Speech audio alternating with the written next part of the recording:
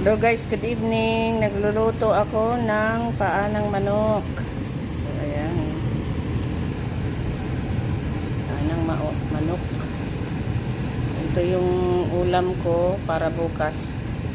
So kanina talong. So bukas naman ay paa ng manok. Ano ba tawag yan? Tiil. Basta Tagalog pa ayan, hindi ko maintindihan. So, ayan guys. Nagluluto ako ng adobong paa ng manok. So, ayan.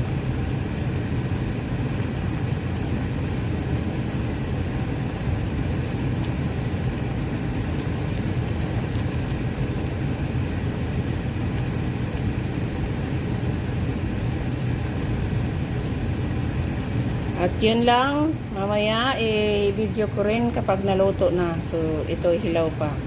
So yun lang guys, at have a good evening sa lahat.